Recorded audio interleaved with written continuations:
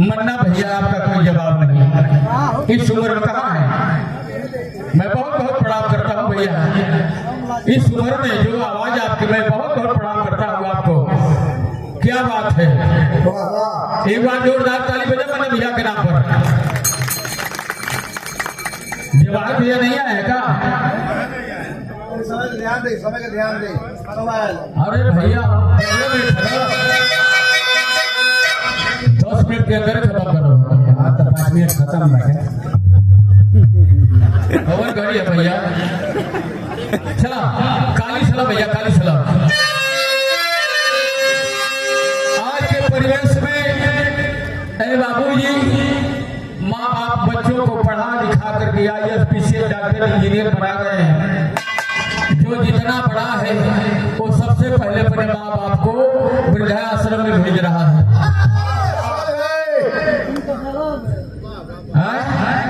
अब तो गदगद नहीं, हमारे बेटा आज मुख्य अतिथि है ब्रजेश भारती जी, नियंत्रक महालेखा परीक्षक रामदेव चाचा,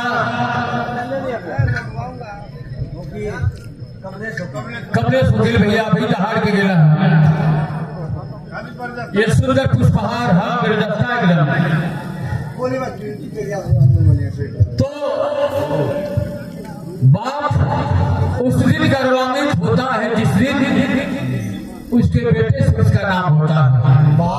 आज मैं गौरवान्वित हूँ कि मेरा बेटा जो देश की सबसे बड़ी जांच एजेंसी है नियंत्रण महालेखा परीक्षक, उसमें जांच अधिकारी है और आज मुख्य अतिथि बनाए गए हैं। अब इससे बड़ी उपलब्धि बाप के लिए क्या हो सकती है। लेकिन कवि जी, अरे माहौल लगेला बाले पनावाए भाई, बाबू माई बीना, जेकर भाई बाबू नाम है। अरे माहौल लगेला बाले पनावाए भाई, बाबू माई बीना, हम बता के मोती के लूटाई भाई बाबू माई।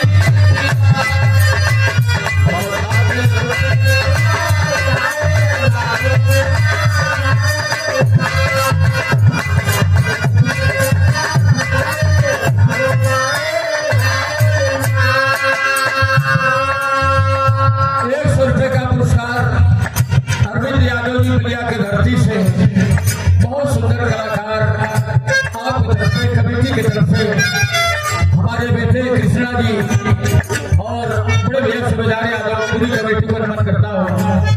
अमरनाथ भैया, अरे बेटे से कहता हूँ कि बेटा आज बिहार कलाकारों की बहुत दुर्दशा है। मेरा बेटा ये जो बैठे ब्रजेश भारती जी संस्कृति विभाग से सिफारिश करके तमाम कलाकारों को कार्यक्रम दिलवाने का प्रयास करते हैं कि सबकी रोजी रोटी चले। धरती पर तो कुछ लेकर आए हैं, कुछ लेकर जाना है।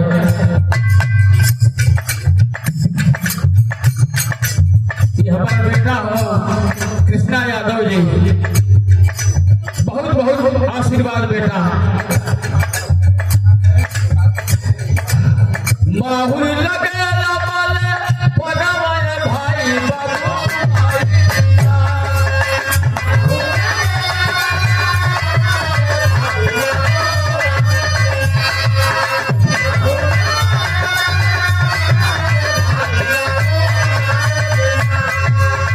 माहौल लगेला बाले पनावाए भाई, बाबू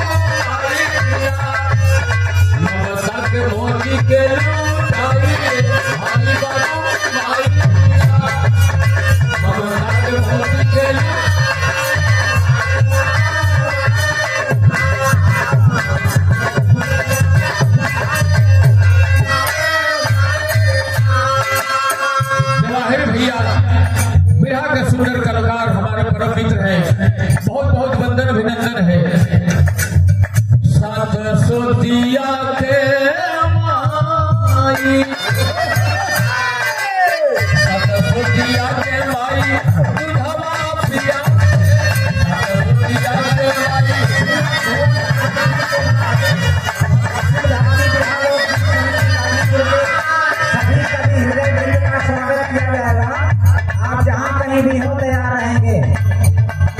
समिति के सभी कवि हृदय वृंद का इसके बाद स्वागत किया जाएगा। मैं निवेदन करता हूँ कवि हृदय वृंद लोग जहाँ कहीं भी हो तैयार हैं, नाम उचारने के बाद मंच पे आने की बात करेंगे।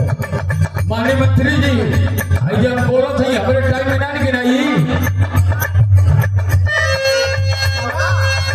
सतसोदिया के भाई दुधावा पिया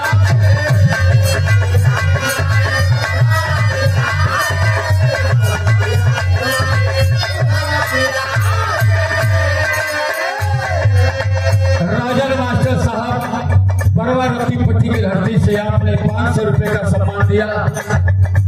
बलिया बलिया बरवा रत्ती पट्टी आपकी तरफ से बहुत बहुत धन्यवाद। चलक सिखावे बाबू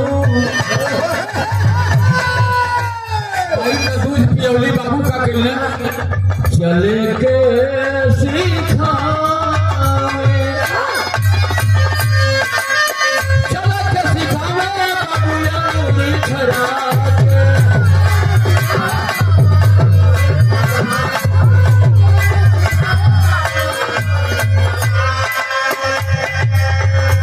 प्राथमिक विद्यालय के सहायक अध्यापक पंकज धर्मानी साहब आपकी तरफ से सम्मान मिला, बहुत बहुत धन्यवाद। चलो सिखावे बाबू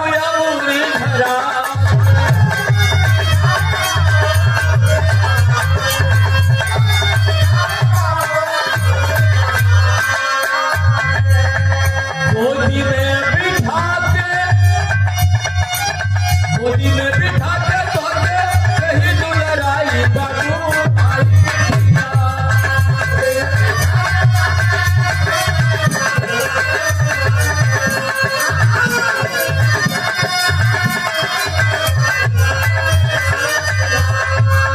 गोदी में बिठा के तोते कहीं दुलराई बाबू ममता के मोती के लुटाई आई बाबू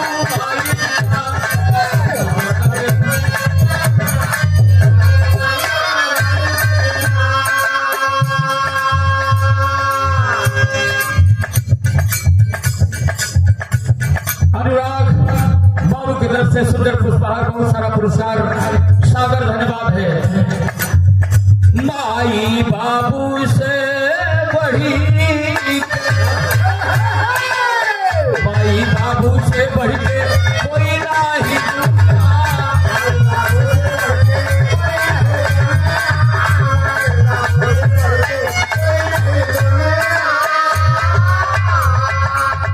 माई बाबू से बढ़ के कवनो ना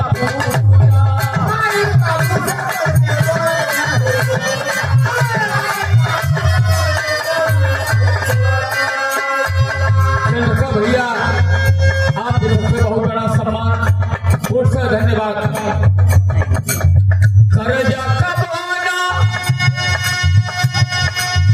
करजा कबाना इनका भरल भराई बाबू भरल भराई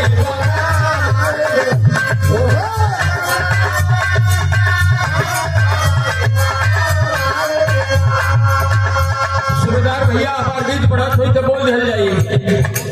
हम जब बिरहा गा के आई शुद्ध जाई तो माई हमार आके हमार हाथ पैर दबावे, जब नींद टूटे तो माई का कर बाबू सिहरन हुई वो बोले माई करजा कबाना इनका भरल भराई बाबू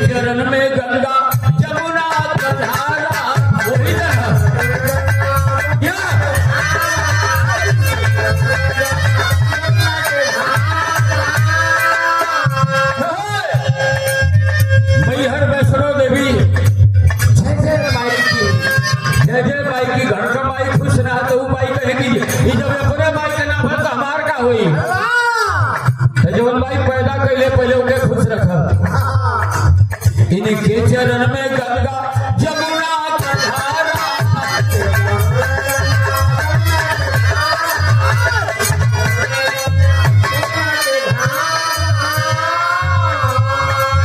तोहरा के जाने सदा अखिया के तारा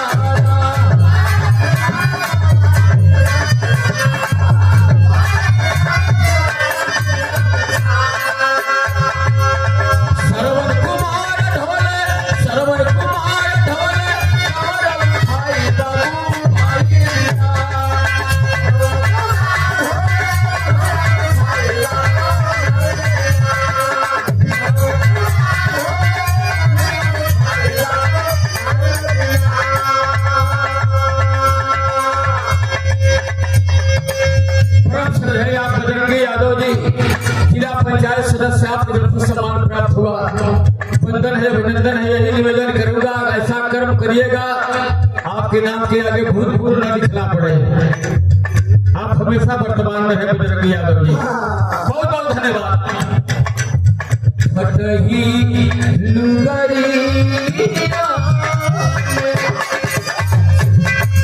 मैं नहीं बहुत से भाई देखे होंगे बाकी वो 1 मिनट समय शेष है।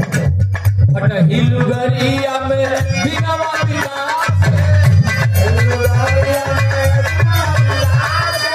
खुश होले तो के पेट सट पहिला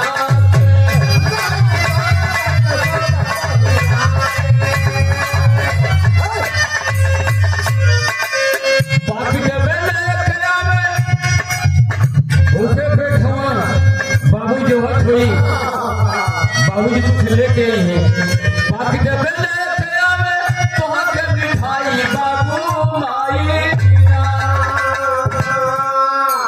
बाबू दौड़ के आवत बा बाबू कुछ लेके आयल हूँ भूखे पेट हुआ बाबू खातिर के बिस्कुट लेके आइला आखिरी कड़ी लगल है कवि जी माई हई धरती का बाबू समान हो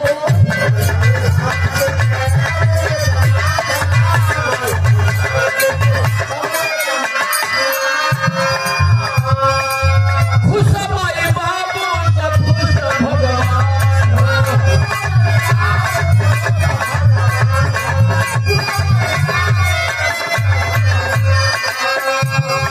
जिला पंचायत के सदस्य बजरंगी भैया आपकी तरफ से बहुत बहुत सम्मान आप दुखियों के सबके सुख दुख में रहिएगा आपके आगे भूतपूर्व नहीं लिखा जाएगा बहुत बहुत धन्यवाद अरे सूबेदार भुवनी